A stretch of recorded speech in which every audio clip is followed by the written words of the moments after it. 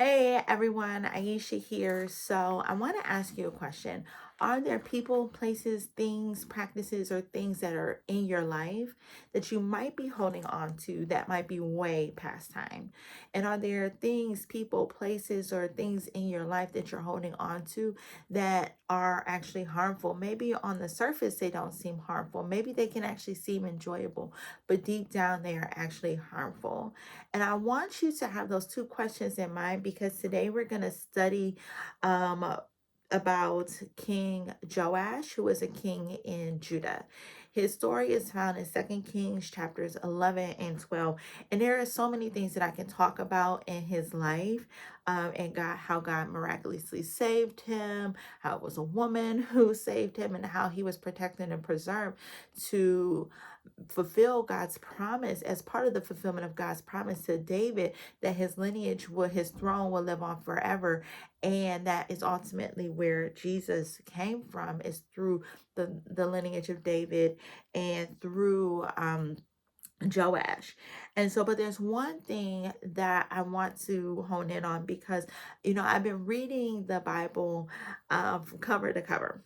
And it's the first time I'm doing this. Usually, what I do is pick a book of the Bible, study it, or do kind of a topical study or different things like that. But I really wanted to study it cover to cover to be able to read everything in context and just be able to get a deeper understanding of what it says. Because, I mean, as of this day, I have not read every single book of the Bible. I've read a lot of it, but I've not read all of it. But I wanted to do it all within context. I'm actually in First Chronicles right now, but as I was completing Second Kings, when I got to the parts about King Joash, there were some patterns that I began to observe. And I think that this is really powerful for parents. And so yeah, let's get started. So with Joash, he actually began to be king when he was 7. And the good thing about Joash is even though he came from a wicked lineage, his grandmother was the daughter of Jezebel. So his mom, his grandfather and his grandmother were terrible, right? And even his own dad was pretty terrible as well.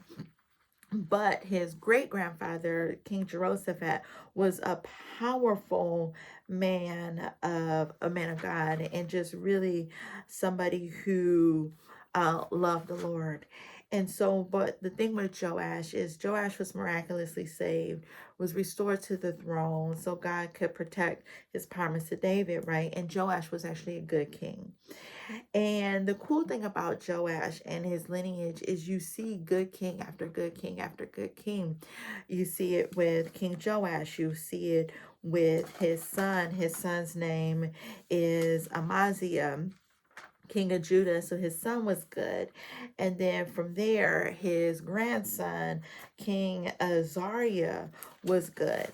But then after King Azariah, hopefully I'm saying his name good. And then his great grandson, Jotham, King Jotham, was good as well. But then when after King Jotham, his great grandson Ahaz was terrible, right? But as I was looking at the lives of these four men, one thing that was really consistent when I read this, it said that each of these men, it said he did what was right in the eyes of the Lord. Nevertheless, the high places were not taken away. And then it goes on to say the people the people of Judah continue to sacrifice and make offerings on the high places. The high places were the places where idol worship took place. The high places were places where false gods were worshipped. The false gods of Baal, the high places where the Asherah were, where they were sacrificing to false gods. They were sacrificing to demons. And even in some places, they were doing child sacrifice as well there, which was really evil. So even though these particular kings, King Joash, King Amaziah, King Azariah and King Jotham, even though these men were righteous men, upstanding men, men who loved the Lord, they did not take down the high places that have been erected in their territory. So, what happened over time, right? Over time, there ended up being a king that arose from the lineage of Joash. His name is Ahaz, who was wicked. And one of the things that Ahaz did that was so wicked is he began to rebuild some of these things that God had instructed the people of Israel from the beginning to tear down, right? He began to rebuild those wicked places. He began to follow in the practices of the people of Israel, which were really wicked, right? And so those things began to happen. Why did it happen? The Bible tells us because the high places were not torn down. The places that were not good, were not profitable. And when I say profitable, not profitable in terms of money, but did not bear good fruit. Those things were not torn down. So why am I making this video today? Because high places in our lives today are things that do not please God, things that promote idolatry, the things that are harmful, the things that do not bear good fruit. When we keep things in our lives that go against the word of God, when we keep people in our lives who cause us to sin. Okay, this was not one thing that I want to talk about, but when I say people as well, this just came to me. People can be, if you're a single mom and you're keeping that man in your house who is not healthy for you, who does not want to marry you, who is causing you to engage in things like fornication, things where he might not be safe around your kids, but you're keeping him around you because he's somebody who shows you attention. It's September, so what is social media say? It's starting to be cuffing season, and you want to be cuffed, but this man isn't good for you. You might love the Lord. You might be teaching your kids about the love of the Lord, but you're keeping people in your life who are not good. And eventually, when these things continue in your life, they begin to corrupt, cause harm, and cause destruction, which is what happened in this particular story. These people did not take the high places down. They did not get rid of the idolatry. They did not get rid of the things that caused them to sin. They did not get rid of the things that caused the people to sin. And eventually things were destroyed. In 2 Kings 12, verses 2 and 3. Joash did what was right in the eyes of the Lord because Joadiah the priest instructed him. Nevertheless, the high places were not taken away. The people continued to sacrifice and make offerings on the high places. Okay. In 2 Kings chapter 14, Amaziah, the son of Joash, king of Judah, began to reign. He was 25 years old when he began to reign. He reigned 29 years in Jerusalem. Okay, and jump to verse 3. And he did what was right in the eyes of the Lord, yet not like David his father. He did all the things that Joash his father had done. So there was a level of love of the Lord and obedience to the Lord that Amaziah did not do, but yet he still did what was good, right? But he didn't take down the high places. And so you see Azariah in 2 Kings 15, and he did what was right in the eyes of the Lord, according to all that his father Amaziah had done. Nevertheless, the high places were not taken away. The people still sacrificed and made offerings at the high places. So you can begin to see, like, as I began to read this in context, I was like, ooh, something bad is about to happen. Ooh, something bad is about to happen. Like, they left the things that were harmful. It's almost like watching this, watching a drama, and it's like building up to destruction. And then 2 Kings verse 32, Jotham begins to reign. And he reigned 16 years in Jerusalem. Verse 34, 2 Kings 15. And he did what was right in the eyes of the Lord, according to all his father Uzziah had done. Nevertheless, the high places were not removed. The people still sacrificed and made offerings on the high places. They did. Boom, here you are. 2 Kings 16. Then Ahaz ruled. He reigned, he ruled, and then it said, what did he do? He did not do what was right in the eyes of the Lord, as his father, King David, had done. When you keep sin in your life, when you keep things that are destructive in your life, when you keep practices that are harmful in your life, that do not bear good fruit, when you keep people in your life who cause you to who just aren't good, who are corrupting, keeping friendships in your life that are good and not corrupting, you could follow the Lord. You could love the Lord. You can teach your kids how to love the Lord, but eventually these things have a way of bringing destruction. Why? Because you're tolerating it instead of plucking it up and removing it. And I remember I did, and actually, actually in Revelations, it says, this thing I have against you is you tolerated Jezebel. Jezebel was supposed to be removed, not tolerated, right? It's supposed to be removed. The things that cause you to sin, the things that cause you to be tempted, the things that can cause you to walk away from the Lord, the things that can bring destruction to you and your family are not supposed to be tolerated. They are not supposed to be allowed to continue in your life. You're not supposed to keep them at bay and just stay away from them. You're supposed to remove them. If you're in an area, if you're in a job that brings just anger, resentment, or tempts you to not be like Christ, then you need to walk away from it. If you have people in your life who don't bring out the best in you, you can't tolerate it. If you have a man in your life who does not honor God and just is not good, don't tolerate him. Let him go. Because eventually these things, when they sit with you, they bring destruction. And that is exactly what happened in the lineage of Joash.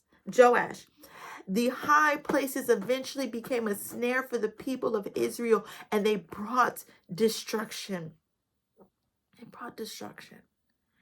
And so I want to ask you, what type of idolatry, what thing, and idolatry is really just anything that you love more than God, right? What type of idolatry have you allowed to creep into your life that you're tolerating, right? What idolatry is it? Social media idolatry, addiction to people's opinions, whatever thing that you love in your life more than God. Ask the Lord to reveal that to you, and ask the Lord to give you the strength and ability to pluck it up out of your life so it does not bring destruction. And these things you see in the life of Josh, it didn't bring destruction right away. It brought destruction later on. And when you look at these stories, if you read through First Kings through Second Kings, read both of these books, you see when idolatry was tolerated. When you see the things of the Lord that were tolerated, eventually, and people didn't remove them, let them go, pluck them up, and just keep an environment where they're able to follow the Lord, eventually it brings destruction. You see it predicted in the beginning of when is this? In the beginning, I think it's in First Kings. The first king of Israel. It is First Kings, First King.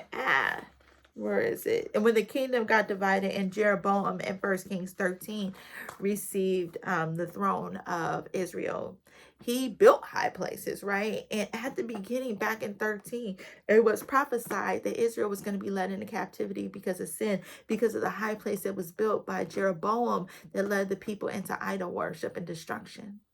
So we have to be able to evaluate what is in our lives that cause us to sin, cause us to trip up, cause us to be distracted, cause us to elevate things in our lives or tolerate things in our lives that should not be there. So I just wanted to say that to you because it was just very powerful when I saw that. I just really felt in my spirit that we all need to be examining the things in our lives that don't honor God, don't glorify God, or cause us to sin, cause us to go back into old ways that God has delivered us from, cause us to have, whether thoughts or actions that do not glorify Him, because those things don't stay in one place. Eventually, they spread, and that when it spreads, it causes destruction. And you don't want that to happen in your life. You don't want that to happen in your children's life either, in children's lives either. And yeah, so that's it. So I encourage you to, just read through you know, the first and second Kings. It's very good. Really start at first, what is this? First Samuel is so good. Um, yeah, it just, this whole section between first Samuel and second Kings, it's just really good. But yeah, so just examine your life, see where there might be idols in there, see what high places might exist in your life, and ask God to help you, because he actually says in His word, there's no sin that has overtaken man that He does not give you the power to flee from and to turn from. And so just ask Him for that power, for your sake and for the sake of your children. Don't tolerate the high places in your life. Remove them. And I'm gonna leave in the comment, actually, yeah, in the description, a video where I talk about the revelation that I got from plucking mushrooms out of my yard. And really, it was really good. It reminds me a lot of this message. And even just as a follow-up, like, those things did not grow for a number of days, but when they sprouted back up, I immediately ripped them up, because you can't tolerate that. Like, things that are invasive, things that are destructive, um, eventually, if you don't go after them, if you don't make that commitment to root them up, pluck them up, and remove them, eventually, like mushrooms, they will open up and their spores will spread, and eventually they will start to take over. And that's just the way these things exist as well. You don't want to tolerate things that the Bible has not said to tolerate. You do not want to keep people in your lives that cause you to be tempted, to cause you to be to turn from God, and you don't want to give your people or your kids access to the things that can harm them. And we have to be the gatekeepers for that. We have to be the ones that really decide what we're going to tolerate, who we're going to tolerate, and what we're going to allow in our household. And you have to be that gatekeeper. You have to be the one that's so vigilant and so on guard to be able to protect your children, right? And so I just felt strongly that I needed to say this. And so I hope that this has encouraged you. I don't mean to scare you, but I really hope that this has encouraged you.